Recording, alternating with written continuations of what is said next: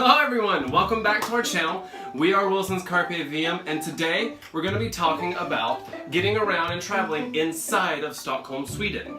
When you first land, you're going to be landing in Stockholm Arlanda Airport, and the best way to get into center Stockholm is the Arlanda Express. It's pretty cheap and it takes about 20 minutes. It's a super high-speed train. Yeah, and to get tickets, you can either go online to go purchase them, or they have different booths inside the airport and at the central station itself. The Arlanda Express is going to drop you off in the center station in Stockholm, and depending on where your hotel is or your Airbnb is, from there you're going to want to try to find transportation. Now, your first instinct is to naturally want to grab a taxi. This is a big no. Do not do that because they are terribly overpriced, and most of the times they're kind of rude to tourists. And there's plenty of ways to get around the city without having to hail a taxi.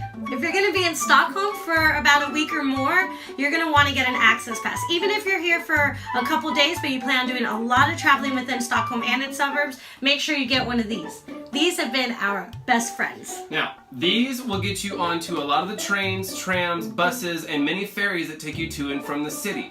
And I promise you, within the first 2 or 3 days, these puppies basically pay for themselves. One of our favorite ways of getting around town have been the trains. So metros and commuter rails, there's a little bit of a difference. Commuter rails was going to take you to the suburbs, and you even have trains that take you to like Copenhagen and all those other wonderful countries that surround Sweden. But the metro will take you through downtown.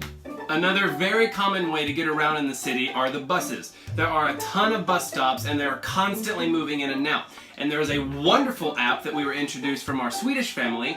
It is called the SL app. It basically gives you a complete detailed time and direction of where to find your buses depending on where you go. And that includes time of walking to the bus stop, how long it takes for the bus to get there, how long the bus takes to get to the next stop, and if you have to walk a little bit to get your actual destination. Extremely convenient. Very. Lifesaver many a days.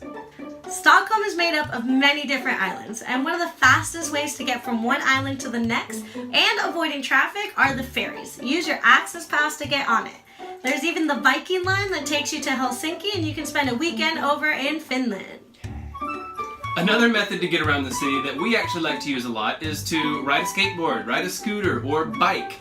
If you don't have a bike, which typically you don't while traveling, they have a ton of places inside the city that you can rent one for very few dollars. You ride it around, see the sights, look at the architecture, enjoy the fresh air, then go back, return the bike wherever they have available slots. And of course, the healthiest method of getting around, good old-fashioned walking. Make sure you wear comfortable shoes. I did not the first couple times we were here because I was trying to be all stylish and cute. Yeah, my feet hate me. Yeah, you're gonna want to wear some tennis shoes. Yes, it may kind of go against your fashion statement, but your feet will thank you at the end of the day. Oh yeah. We hope you guys found this helpful. There are plenty of ways to get around the city without hailing a taxi. Absolutely. Now, we're gonna go back into Stockholm to get some more footage, and I'm gonna grab the bikes and get out of here. I'm taking the train.